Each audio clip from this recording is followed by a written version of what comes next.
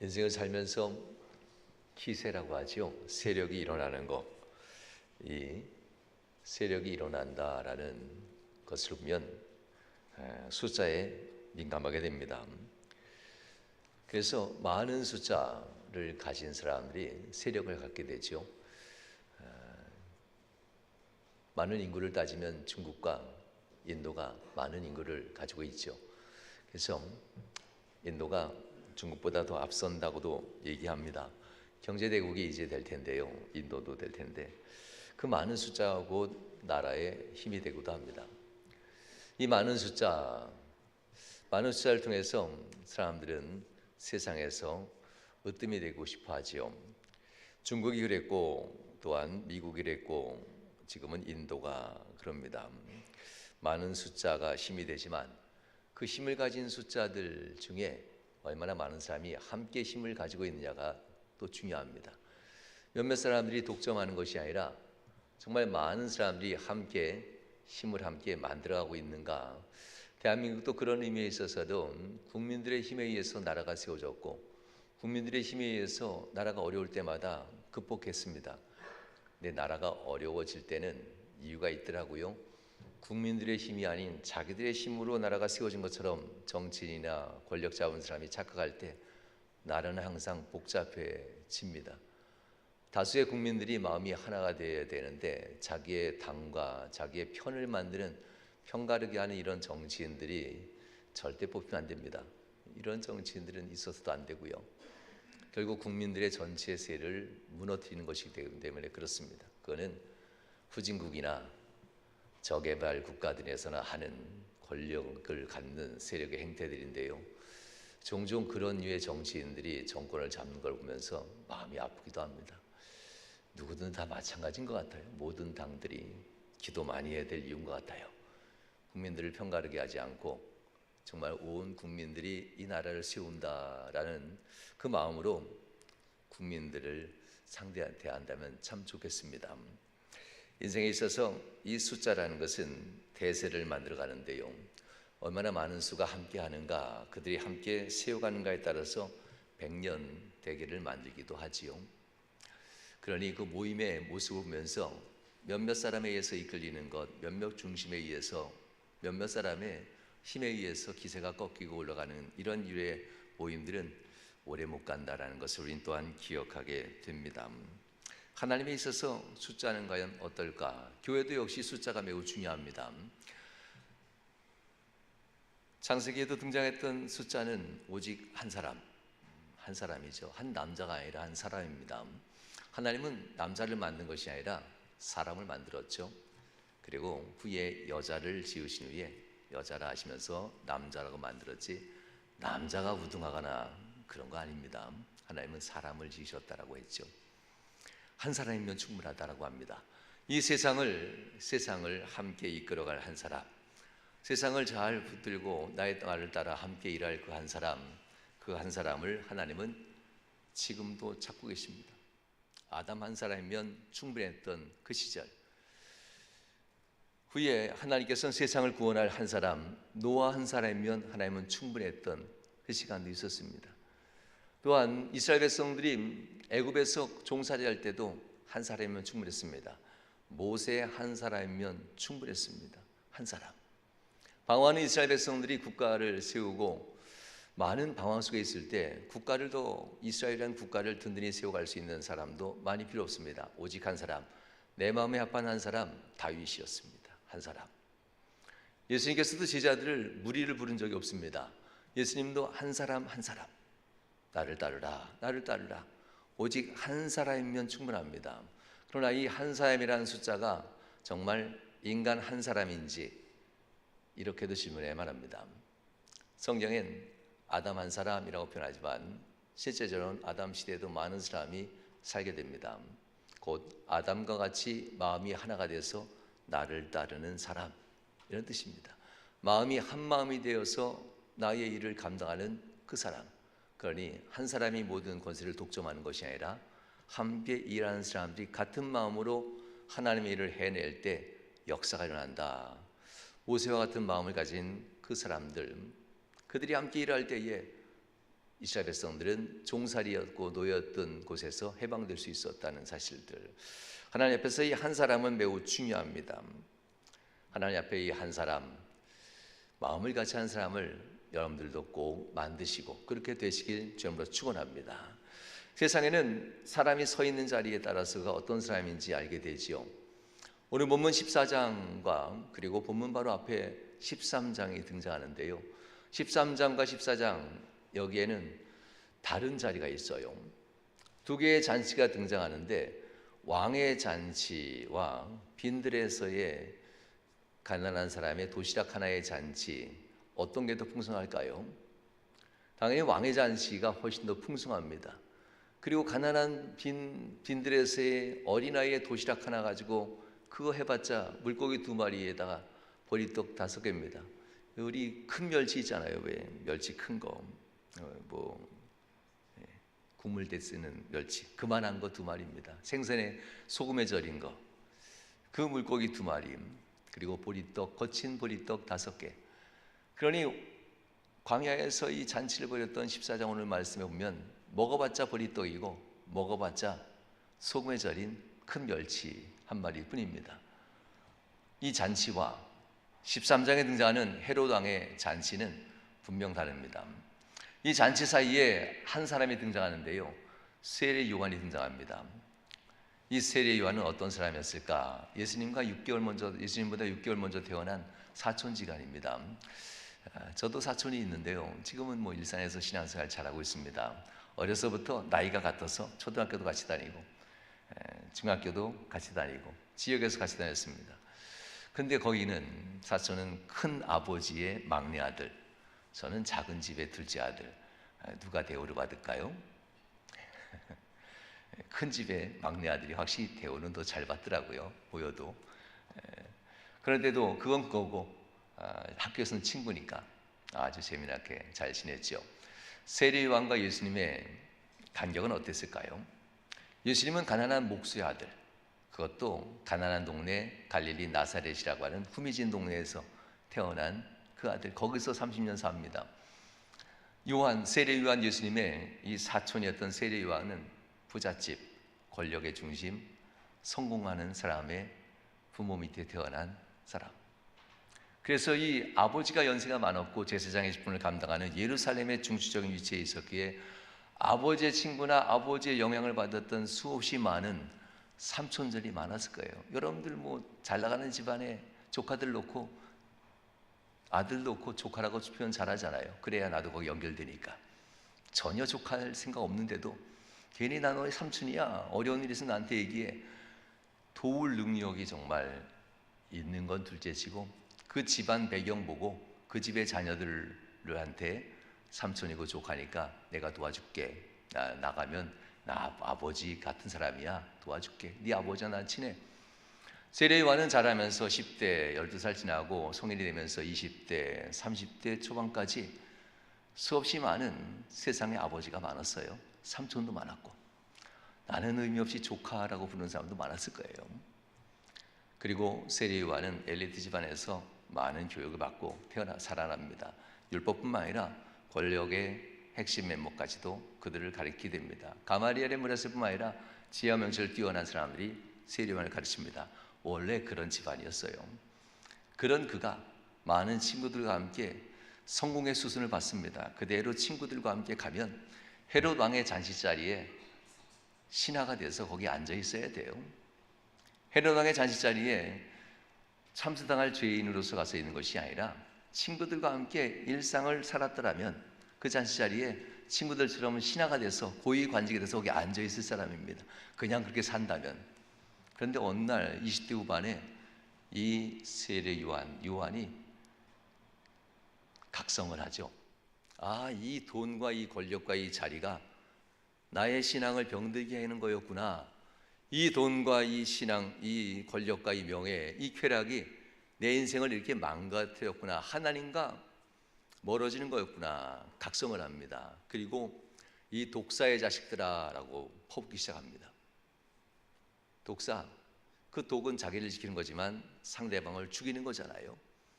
그 붙잡고 있는 말씀은 자기에겐 신앙에 영달한 것처럼 보이지만 결국은 그의 입에서 나가는 것은 사람들을 죽이고 실족하게 하고 천국문 앞에서 들어가지 못하게 하는 그런 류의 사람으로 사는 거잖아요. 그래서 헤롯과 함께하고 있었던 자기의 친구들과 자기를 수많은 삼촌들이 있잖아요. 내가 너 삼촌이야 조카야 하면서 했던 권력 아래에 있던 사람들을 놓고 이 독사의 자식들아, 저는 이제 자식이라 표현했지만 욕을 했습니다. 실제로는요.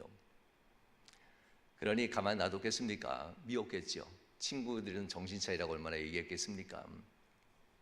그리고 더 나아가 헤롯과 그의 아내, 그리고 그 아내가 데려왔던, 재혼한 거죠. 아내가 데려왔던 헤로디아, 이 둘을 다 모독합니다.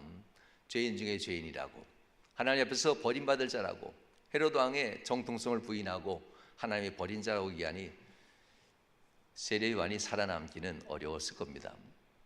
세례 요한은 살 수 있을까 없을까? 실제로 살 확률이 더 높습니다. 왜냐하면 온 백성들은 세례 요한을 선지자로 알고 있기 때문에, 선지자는 하나님이 죽이시는 것이지 세상의 왕도 죽이면 안 된다라고 해요. 이 자리에서 자기를 모독하는 세례 요한을 죽이는 잔치입니다. 잔치 자리가 한참 물이 익었을 때에 헤로디아라고 하는 그 아내가 데려왔던 딸이 세례 요한의 목을 내게 주소서 하면서 자기의 소원을 빕니다. 죽여달라는 거죠. 유다의 이 헤롯 왕은 고민합니다. 죽임으로써 내 정치 생명이 더 길어질까? 살려놓고 가는 게 정치 생명이 더 길까? 당연히 안 죽이는 게 더 정치 생명이 깁니다.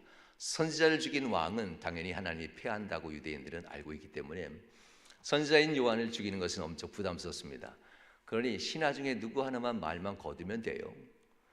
친구들이, 그 수많은 삼촌들이 조카라고 얘기하면서 30평생 가까이 그 밑에서 있었던 사람들이 세례 요한 죽이는 것보다 살리는 게 왕권 유지에 더 효율적입니다. 이 한마디만 하면 되는데 헤롯 왕의 잔치 자리에선 그 누구도 세례 요한을 살려주자는 말을 아무도 안 합니다. 이유가 있죠. 나도 세례 요한처럼 버림받으면 안 되니까. 평생 친구가 친구를 버리는 자리가 헤롯 왕의 잔치입니다. 평생에 조카 삼촌하면서 그렇게 지켜주고 돌봐줬던 자리, 그들이 배신하고 버리는 자리가 헤롯 잔치의 자리입니다. 헤롯 잔치의 자리는 입심양명 부귀영화를 누리는 사람들이 잘 가는 곳입니다. 거기 가면 연줄되면서 시장이 여는 만찬에 가야지 국장들이 말단 직원을 보면서 부장이나 과장을 뽑지 않았겠어요. 인사고과에다 거기서 거긴데 인사를 주관하는 그 고위 공직자들이 마음에 드는 사람 결국 점수, 자기가 주는 점수 더 줘서 자리 세우는 것이니까요. 그러니 당연히 헤롯 왕의 잔치는 입신양면을 좋아하는 사람, 권력을, 성공을, 부귀영화를 좀 더 여유 있게 살려고 하는 사람들이 가는 곳이 헤롯 왕의 잔치입니다. 이곳에서는 반드시 친구를 버리게 되고 가족을 버리게 되고 이곳에서는 신앙조차도 버리게 된다라는 곳이 헤롯 왕의 잔치입니다. 사랑하는 성도 여러분, 이 잔치에 비해서 예수님의 잔치는 초라했다고 했죠. 14장에 예수님께서 마음이 아픕니다. 그래서 14장 오늘 본문 첫 절에 보면 이렇게 얘기하죠. 예수께서 들으시고, 뭘 들으셨을까요? 헤롯 왕과 잔치 안에 있는 수없이 많은 요한의 친구들이 요한을 버렸다는 소식. 요한의 아버지의 친구들이었던 수많은 권력자의 최고위층 사람들이 아들이라 네 조카야 라고 하면서 삼촌이야 했던 사람들이 요한을 그 자리에서 버리면서 참수시키는 걸 다 동의했던 이 사람들의 이 소식을 듣고 가슴 아파해요. 힘있고 능력 있을 때는 그렇게 가까운 친구였고 그들이 결국 버리는구나. 믿음이 있는가 하는 그들이 결국은 좋을 땐 좋고 싫을 때는 싫어하며 그런 관계를 유지하는 이들을 보면서 가슴 아파하고 들으시고 이 자리를 떠난다라는 얘기입니다. 그리고 배를 타고 갈릴리 호수길을 건너 다른 곳에 조용히 마음이 아프니까 간 겁니다.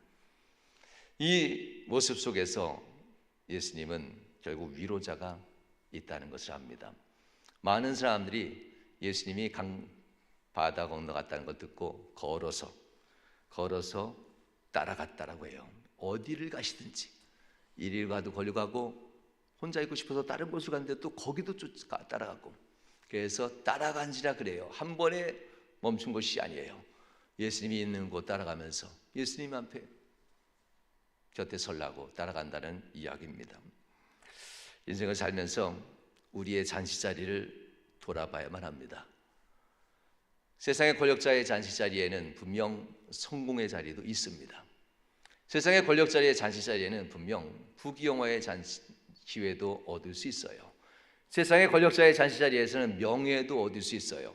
어쩌면 그곳에서 내 아들 장가 잘 보낼 수 있고 내 딸 장가 시집 잘 보낼 수도 있고 그곳에서 내 남편 진급 더 위로 올라갈 수도 있어요. 내가 잘만 하면. 명심해야 될 것은 그 자리는 헤롯 왕의 잔치자리라는 것을 기억해야만 합니다. 헤롯은 결국 사람을 죽이는 잔치자리, 사람을 버리는 잔치자리, 배신하는 잔치자리가 헤롯의 잔치자리였습니다. 예수님은 혼자 마음이 곤고해서 길을 나섰지만 예수님을 쫓아온 사람들을 보고 예수님이 마음이 바뀝니다. 사람들은 누구나 불쌍한 마음 품습니다. 불쌍한 마음 품습니다. 들에서 기진하고 피곤해도 날 쫓아온 이 사람들, 예수님은 불쌍히 여기셨고 성경이 이렇게 표현합니다. 돌보셨더라. 그들을 돌보신다, 고쳐준다는 얘기를 하게 되죠. 사랑하는 여러분, 누구든 불쌍한 마음 품을 수 있지만 이 불쌍한 것을 해결해 줄 능력은 우리에겐 극단적으로 제한되어 있습니다. 그러니 뭔가 해줄 수 있는 능력은 없지요. 그러니 뭔가 해준다고 약속해줘도요, 못 해줄 수도 있겠구나, 사람인지라. 해준다고 약속했는데 왜 안 지킵니까? 이러면 이제 하나님처럼 그를 대하는 거예요. 아무리 약속했어도 인간인지라 결국은 못 해줄 수 있다는 이 가능성도 기억해야만 합니다. 예수님께서는 우리에게 있어서 돌보신다, 고쳐주신다, 매우 중요합니다. 불쌍히 여기시고 고칠 수 있는 분, 불쌍히 여기시고 그 불쌍함을 정말 변화시켜서 바꿀 수 있는 분, 이분을 놓고 긍휼이라는 단어를 쓰게 돼요. 긍휼, 인간에겐 긍휼이라는 단어를 쓰는 것이 좀 어렵죠. 해결할 수 없으니까요. 하나님 앞에서 우리가 모든 것을 다 할 수 있다라는 것 불가능하지요. 하나님만이 할 수 있습니다. 그러니 예수님께서는 내가 해주겠노라, 내가 고쳐주겠노라, 이런 얘기를 할 수 있는 분은 할 수 있기 때문에 그렇습니다. 사랑하는 여러분, 인생을 살면서 예수님 앞에 선 이 사람들 불쌍히 여겼다라는 주님의 마음을 기억해 보십시오. 우리도 똑같이 그렇게 보십니다. 불쌍히 여기신다라고 하죠. 기진하여 피곤한 그들의 모습 보고 불쌍히 여기신다. 중요한 것은 그들이 어느 자리에 있느냐가 중요합니다. 왜 그들이 기진했는지가 중요합니다.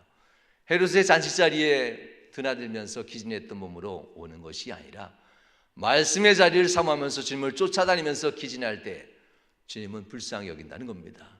세상 20년간과 부경을 쫓아다니면서 피곤하고 지쳐서 기진한 자를 불쌍히 여긴 것이 아니라 그것대로 열심히 살면서 여전히 주의 사명, 주의 은혜, 주의 예배, 주님 앞에 경배하고 주님 앞에 직분 감당하는 그 자리에 기진한 자를 주님은 불쌍히 여긴다는 사실입니다. 그러니 주님 앞에 누구든지 와서 기도하면 응답받는다는 말보다 하늘아버지의 뜻대로 행하는 자라야, 하늘아버지 뜻대로 행하는 자라야 나의 사람이다 하면서 너희가 범사의 모든 것을 얻길 원한다면 먼저 그의 나라와 그의 의를 구하는 삶을 살아라 라고 했던 주님의 말씀을 꼭 기억하셔야만 합니다. 사랑하는 여러분, 세상의 자리를 돌아보지 않길 주님으로 축원합니다. 현실에 있어서는 벽이 많습니다. 장벽이죠. 벽이 진짜 많습니다. 이리 가다가 부딪히면 이거 안 되는구나, 또 이거 하다가 부딪히면 여기도 안 되는구나, 또 이쪽 하다가 부딪히면 이것도 안 되네, 난 어디로 가야 될까. 이게 우리의 인생의 한계입니다. 그래서 우리는 기도를 참 많이 하죠. 하나님 앞에 나오고 간구하고 기도하고 또 합니다. 그러니 부유할 때 기도하는 것보다 절망을 경험할 때 훨씬 더 많은 기도를 합니다. 어쩌면 부유할 때 부라는 장벽으로 기도가 막히지만 가난할 때는 절망이라고 하는 장벽으로 오히려 기도로 넘어서고 더 많은 기도를 하게 되는 것을 보게 됩니다. 문제가 없을 때보다는 문제가 있을 때, 이때가 훨씬 더 기도가 많아지게 되는데요. 걱정하지 마십시오. 우리는 원래 문제적 인간입니다. 태어나면서부터. 아담과 하와 이후로 우리는 이미 문제를 안고 태어나죠. 죄라고 하는 문제를 가지고 태어나기 때문에 우리는 이미 문제적 인간입니다. 그러니 나의 마음만 돌아봐도 기도거리가 수천 수만 가지일 거예요. 내 인생만 돌아봐도, 내 삶만 돌아봐도 여전히 기도거리가 수천 수만 가지 있을 거예요. 기도거리가 없는 사람이 어디 있어요? 내 마음만 돌아봐도 오늘은 예배 생활을 어떻게 해야 될까, 기도를 어떻게 해야 될까 하면서도 그걸 실천하지 아니하니 이 나의 연약한 마음 하나님 고쳐주옵소서. 하여튼 잠깐만 돌아봐도 문제적 인간인 우리들은 기도가 참 많습니다. 현실의 벽에 우리는 종종 부닥칩니다.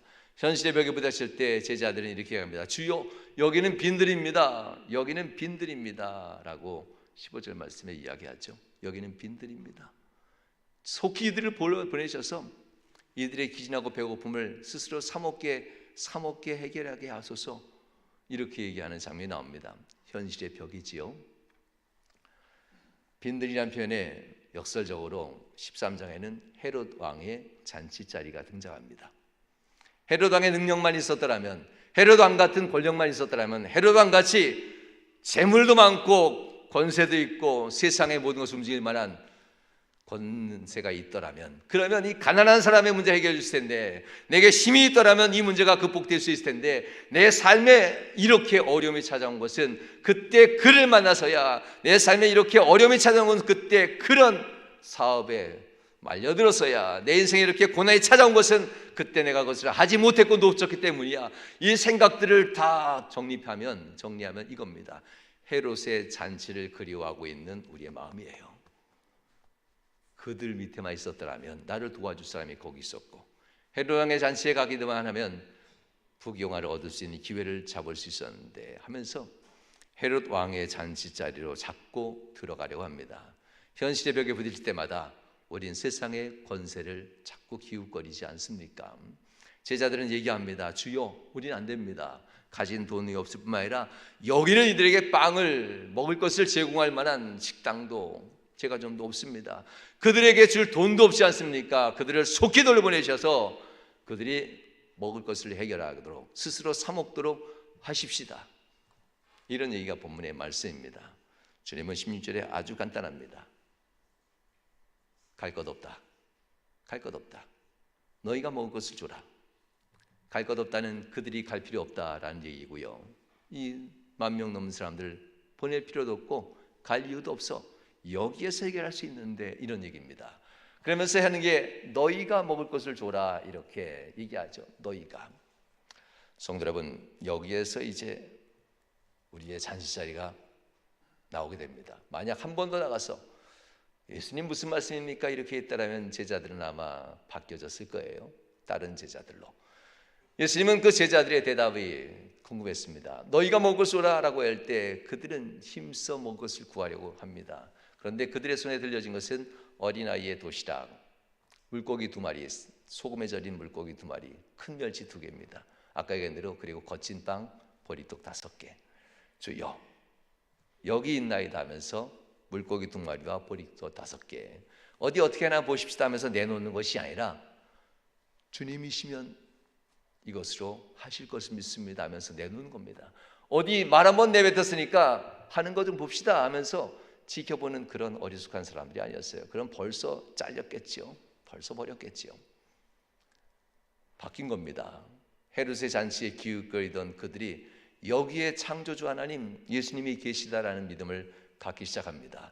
헤롯의 잔치를 기웃거리며 돈이 없어서, 능력이 없어서, 기회가 없어서, 나를 도와주는 사람이 없어서, 잘못된 판단하는 사람만 있어서, 이런 얘기를 하면 헤롯의 잔치를 그리워하는 사람이 아닌, 내게 있는 것 이것입니다. 우리에게 있는 것 이것이라도 쓰실 수 있으면 써주시옵소서 하면서, 내게 있는 것은 물고기 2마리요 보리떡 5개, 작은 거지만 세상에선 작지만 하나님께는 결코 작은 것이 아니라는 믿음을 가지고 내놓는 장면이 본문의 말씀이기도 합니다. 너희가 주어라, 너희가 주어라. 우리는 많은 것을 계산합니다. 왜냐하면 다 할 수 없으니까. 공부를 해야 되는데 피곤해서 못하고, 졸려서 못하고, 친구하고 카톡하느냐고 못하고, 게임하고 싶어서 못하고, 내가 안 되는 것만 얘기했죠. 또 사업을 해야 되는데, 가정을 돌봐야 되는데, 인생을 살아가야 되는데, 뭐 때문에 부부가 서로 화목하게 사는 것이 하나님이 주신 화목하는 법인데, 부부가 서로 이걸 하지 못하는 것 다 이유와 핑계가 있어요. 그 때문에, 그녀 때문에, 너 때문에, 저 때문에, 저것 때문에, 저것 때문에, 그 일 때문에, 하여튼 왜 이렇게 많은 것으로 서로에게 상처를 감추는 것이 아니라 상대방에게 상처를 줘서 네가 더 나쁜 놈이야 이렇게 표현한 거잖아요. 자기의 상처를 가리려고. 예수님은 그저 얘기합니다. 갈 거 없다. 너희가 먹을 것을 줘라. 이때 믿음의 사람은 깨끗한 냄새가 납니다. 그러나 이때 믿음의 사람이 아닌 사람은 냄새가 나기 시작해요. 똑같이 온몸이 젖습니다. 어떤 사람들은 낮에 내리는 소나기에 온몸이 젖습니다. 어떤 사람들은 큰 호수에 들어가 몸을 적십니다. 시간이 지나면 둘에게는 차이가 있어요. 비 맞은 사람은 비린내가 나기 시작하고 호수에 들어가 몸을 잠근 사람은 깨끗한 냄새가 납니다. 믿음은 그런 겁니다. 없어서, 부족해서 하나님께 못 드리는 것 조금 드리고 나눠드리고 아니면 안 드리고 하나님 앞에서 비린내 나면 안 돼요. 비린내 나면 안 돼. 소나기 좀 맞았다고, 비 좀 맞았다고, 그렇다고 해서 예수님 앞에 반만 걸치며 신앙생활하는 이런 일들 결국 비린내가 나요. 헤롯의 잔치입니다. 헤롯의 잔치로 자꾸 돌아가면 안 됩니다. 헤롯의 잔치로 자꾸 돌아가는 순간 배신은 끊이지 않습니다. 배신에서 끝나는 것이 아니라 그 자리는 죽음이라고 하는 것이 마지막에 기다리고 있습니다. 호수에 들어가는 것이 쉽지 않습니다. 온몸이 다 젖어야 됩니다. 그러나 호수에서는 우리의 땀 냄새뿐만 아니라 우리에게 나는 악취까지 다 깨끗하게 호수는 다 녹여내 줍니다. 예수님은 우리에게 있어서 그런 분이십니다. 사랑하는 여러분, 우리가 과연 무엇을 따라 믿는가? 빈들에 뭐가 있을까? 말씀밖에 없었습니다. 주님은 그들을 불쌍히 여긴 이유가 단 한 가지, 부경과 능력을 보기 온 것이 아니라 말씀 듣기 위해 왔습니다. 그래서 주님께서는 산상수훈에서는 12제자와 직분자들을 중심으로 말했다면 주님께서는 지금 14장에서는 따라온 온 무리를 향해서 아침부터 저녁 때까지 말씀으로 가르칩니다. 말씀 듣기 위해서 왔으니까. 말씀 듣기 위해 온 그들에게 주님께서는 결국 병자들을 고치시고 삶의 문제를 해결해 주시고 병들어서 온 것이 아니라 말씀 예배 드리러 온 겁니다.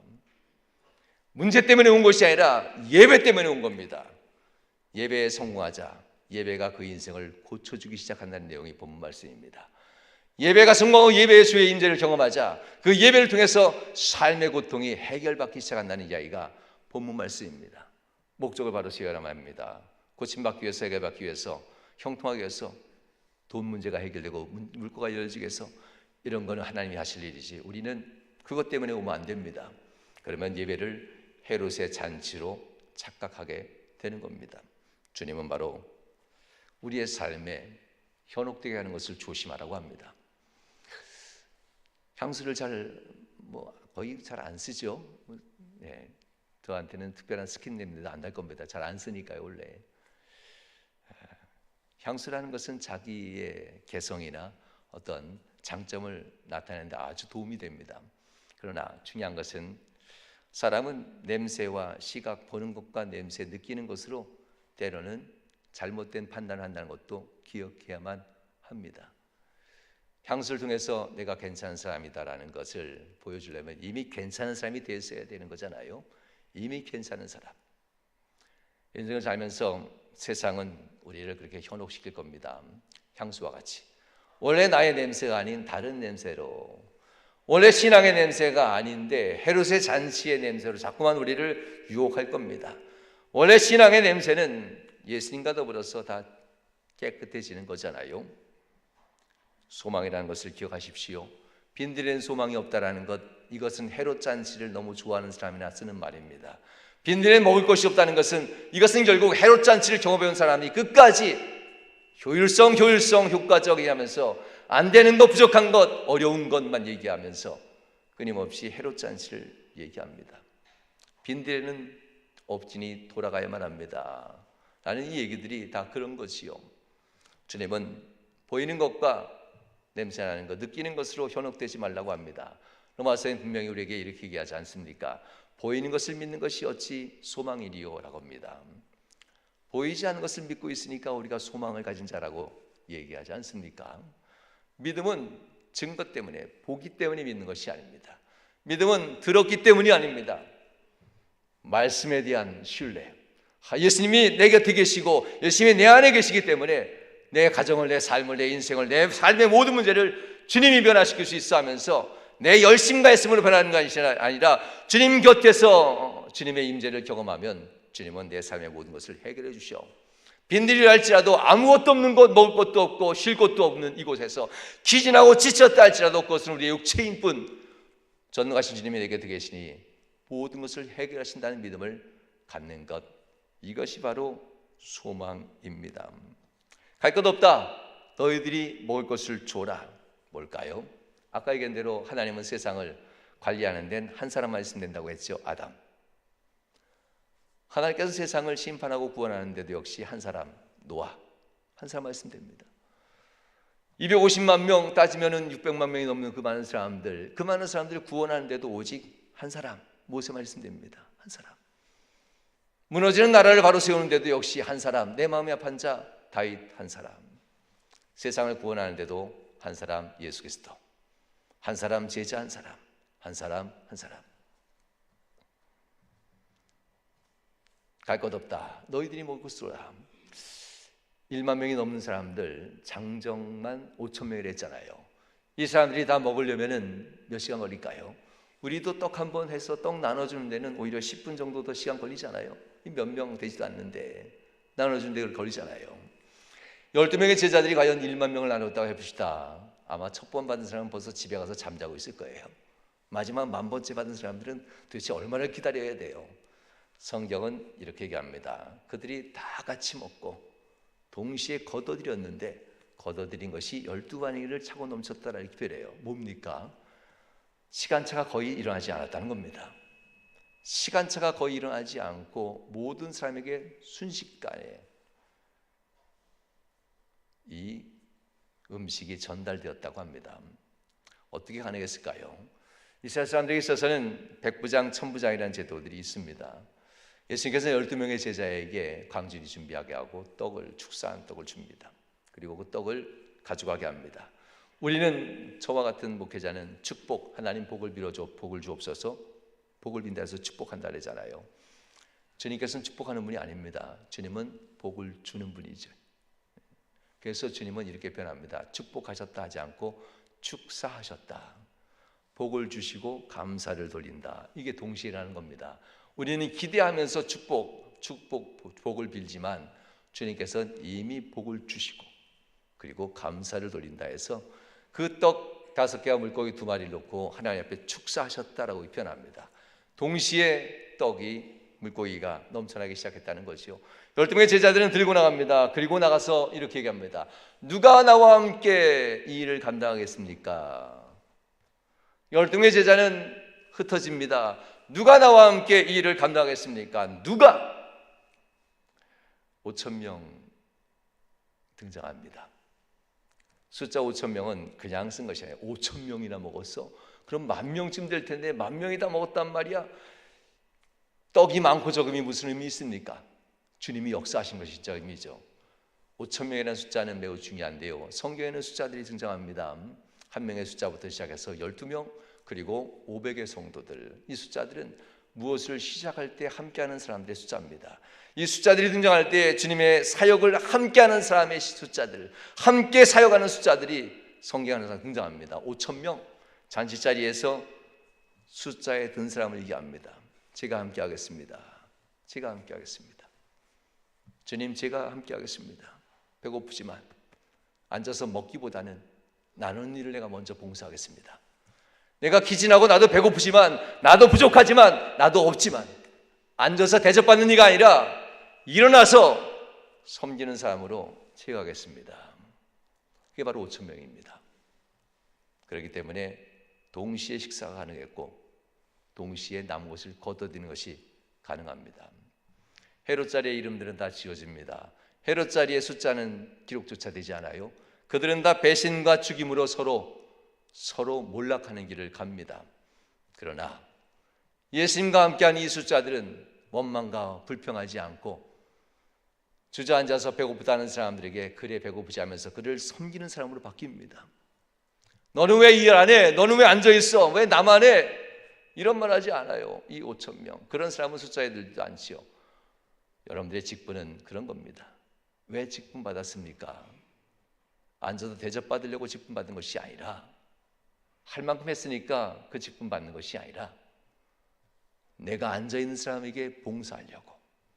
나도 기진하지만 주님이 나를 부른 거 너무 고마워서, 앉아 있는 그들에게 먼저 섬겨주려고. 그래서 우리는 직분을 받은 겁니다. 주님은 그렇게 5천 명이라는 사람을 한 명 한 명 숫자를 세시면서 마음에 기록한다는 내용이 본문의 말씀입니다. 내어 주어라, 먹을 것을 주어라. 주님도 감동했어요. 하루 종일 기진하고 먹을 것이 없어서 아침부터 저녁까지 굶었잖아요. 쫓아다니려고 힘들었잖아요. 제자들을 힘들었을 겁니다. 그런데 오늘 본 마지막에 보면 5천 명이나 되었더라. 5천 명이다 이렇게 하지 않고 5천 명이나 되었더라. 누가요 나와 함께 일할까? 주님이 그들에게 메시지를 주면서 하루 종일 메시지를 받았더니 그들이 제가 하겠습니다 하면서 하는 이들이 5천이 넘었다는 얘기입니다. 인생을 살면서 주님 앞에 우리는 주님이 부르는 숫자에 꼭 들어가야만 합니다. 앉아있는 자는 숫자에 들지 않습니다. 일어서서 함께 움직이는 자, 제자들과 함께 주님과 함께 그 사명 함께 감당하는 자, 앉아서 대접받으려고 직분받은 자들은 숫자에 들지 않습니다. 숫자에 들지 않습니다. 숫자에 들지 않습니다. 세상 피곤하고 지쳐도 일어나, 상처받고 어려워도 여전히 나보다 더 상처받는 사람이 있는데, 우리 인생 매우 중요하죠. 남편과 아내 사이에서 너만 그래, 저 집도 그래, 이런 말 하지 말아요. 왜 그런 말을 혹시라도 한다면 그런 말 하지 말고, 상처받은 것을 보면서 힘들지, 내가 도와줄게, 이 말이 정답이지 않겠어요? 남들 다 그렇게 사는데 뭐 그렇게 그가 그래, 이런 말들 아주 위험합니다. 그냥 힘들지, 내가 일어설 수 있으니까 내가 도와줄게. 주님은 바로 그런 사람을 찾습니다. 하루 종일 똑같이 기진했고 하루 종일 똑같이 힘들었지만 누가 제자의 삶으로 내 곁에 서 있는가? 누가의 제자의 삶으로 내 곁에 서 있는가? 이름이 기록되어지면 숫자에 듭니다. 주보가 오늘 강단에 올라오지 않아서 제가 당황했긴 했는데, 다음번은 주보를 꼭 놔주시기 바랍니다. 주보에 보면 여러분들이 이름이 기록되는 것이 있어요. 쭉 기록되는 게 있죠. 헌금 순서들, 헌금한 이름들이 기록됩니다. 담임 목사가 기록되어지고, 그리고 뭐 소속 목사님들이 기록되어지죠. 그래서 저는 그렇게 안 했는데, 이 교회가 원래 그렇게 하니까 그렇게 해주겠습니다. 저는 보통 가나다 순으로 그냥 보통 합니다. 가나다 순으로. 여기 교회는 이제 오면서 그렇게 그것을 너무 중요하게 여기기 때문에 7년 차도 그 순서대로 가긴 하는데, 하나님 앞에 들려진 숫자가 돼야죠. 그게 뭐 중요합니까? 그냥 가나다 순으로 가는 게 제일 편한데, 재정부에서 일일이 또 순서대로 저한테 편집해서 보내려고 또 얼마나 힘들어요. 쭉 뽑으면 가나다 순으로 나오는데, 그럼 그냥 넣으면 되는데. 거기에 이름이 기록됩니다. 그리고 또한 강단에서 기도할 때 들려지죠. 여러분들, 그 이름, 많은 이름들 중에 기억되는 숫자는 뭘까? 11조, 감사, 과연 이게 기록되어질까? 숫자에 들까? 11조와 감사는 자기에게 주신 은혜를 고백하는 거니까 사명이 아니잖아요. 거기에 들어간 숫자 중에, 이름 중에 숫자에 드는 이름이 뭘까? 기억하십시오. 초대교회 성도들이 제자와 더불어서 했던 일이 있습니다. 말씀과 기도, 말씀 증거하는 것과 기도하는 것, 선교와 구제, 네 가지입니다. 이 네 가지를 목회자가 하니까 너무나 일이 많아서 말씀과 기도는 우리가 전념하고 직분자들은 선교와 구제할 것이다 하면서 행하기 시작합니다. 그 많은 이름들, 11조 중요하죠. 감사 업무도 중요합니다. 그러나 진짜 주의 나라와 주의 의를 위해서 사용되어지는 진짜 업무들은 선교와 구제입니다. 선교와 구제의 숫자에 꼭 들어가셔야만 합니다. 그래서 지역사회를, 전 세계를 향한 여러분들의 이름들의 숫자가 꼭 기록되어야만 합니다. 물론 11조를 통해서 교회는 운영합니다. 교회를 운영하고 11조를 통해서 교회의 직분자들의 임금을 지불하기도 합니다. 11조를 통해서 각 부서들을 행사를 하곤 합니다. 감사의 물이 그렇게 쓰임받습니다. 하나님 앞에서 우리의 인생, 이름들을 꼭 기억하십시오. 하나님은 결국 나와 함께 일하는 사람들, 이들을 섬길 자, 이들에게 봉사하고 이들에게 섬길 자, 나가서 선교하고 봉사하며 구제하고 섬기는 자리, 다 같이 기진하고 피곤하고 지쳐도 직분자니까 내가 받은 직분을 기억하면서 피곤하고 지칠 땐 내가 일어나 봉사라고 나를 직분 세웠지, 그렇게 구별되지 않은 마음 가지고 일어나야만 합니다. 하나님 손에 붙들린 자들 꼭 되시길 주님으로 축원합니다. 기적을 베푸실 때에도 제자들은 기적의 수혜자가 아니었어요. 하나님이 기적을 베풀 때 기적의 수혜자는 다른 사람이었어요. 제자들은 그저 봉사하는 자였어요. 기적을 베푸고 능력을 베풀 때도 그 모든 수혜자는 직분자들이 아니었어요. 더 많은 사람들이 예수님의 은혜를 경험하려고 직분자들은 동문서주하면서 봉사하고 섬기고 있었지, 그 자리에 앉아서 대우받으려 하지 않았단 말입니다. 그 제자들이, 그 헌신자들이, 그 5,000명이라는 숫자에 있는 사람들이 세상엔 똑같이 피곤하고 지치지만 결국 주님과 함께 너희가 먹을 것을 줘라, 갈 것 없다. 이 이유도 한 가지입니다. 주님이면 충분히 하신다는 믿음을 가지기 때문에 이 일이 가능합니다. 사랑하는 여러분, 예수님 앞에서 우리는 헤롯의 잔치를 동경하지 마시고, 빈들 아무것도 없어도 결국 헤롯의 잔치는 배반과 죽음의 끝이라면 예수님의 잔치는 우리 인생을 변화시키고 섬기는 자와 섬김받은 자의 기쁨의 눈물, 이렇게 생각하면 되지 않을까요? 우리 교회가 그런 교회가 될 수 있을 이 사순절에 여러분들을 축복합니다. 함께 우리 찬양 좀 불러볼까요? 하나님이 우리 인생에 있어서 거친 땅 위에 구름을 준비하시고 또한 비를 내리시는 주님의 은혜를 생각하면서 내 갈라진 심령, 내 인생에 거친 이 황무지 같은 내 심령에 은혜의 구름 준비하시고 나를 적시고 세상을 바꾸는 그런 성도, 그런 삶 되게 해달라고 이 시간 우리 함께 찬양 드리겠습니다.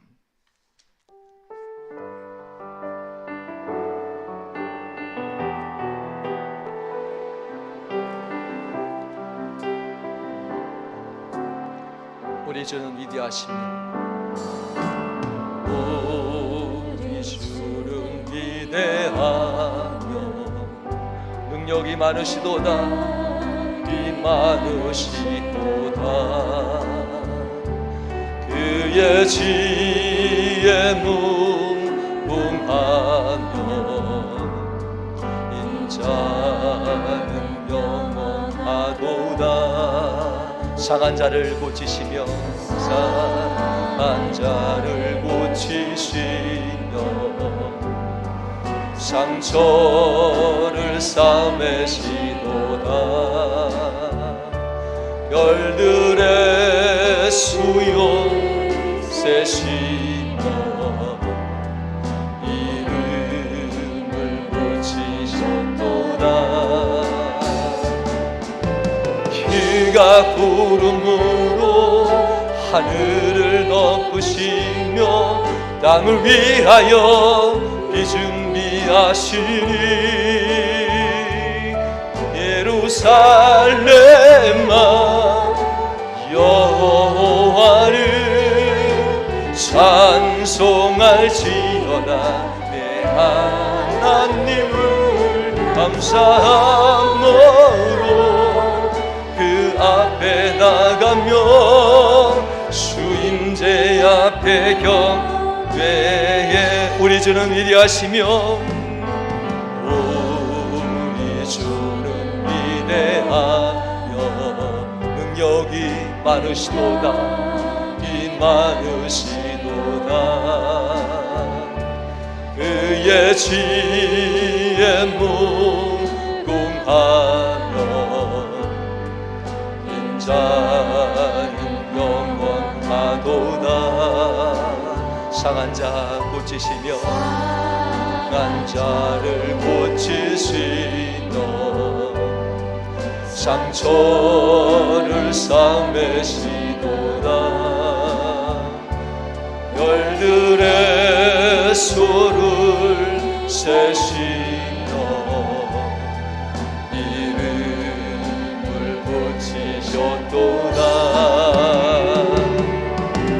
그가 구름으로 하늘을 덮으시며 땅을 위하여 준비하시니 예루살렘아 여호와를 찬송할지어다. 내 하나님을 감사함으로 그 앞에 나가며 주 임재 앞에 경배. 예루살렘아 예루살렘아 여호와를 찬송할지어다. 내 하나님을 감사함으로 그 앞에 나가며 주 임재. 다시 한번 찬양합니다. 예루살렘아 예루살렘아 여호와를 찬송할지어다. 내 하나님을 감사함으로 주 앞에 나가며 주 임재. 다시 한번 고백합니다. 예루살렘아 여호와를 찬송할지어다. 예루살렘아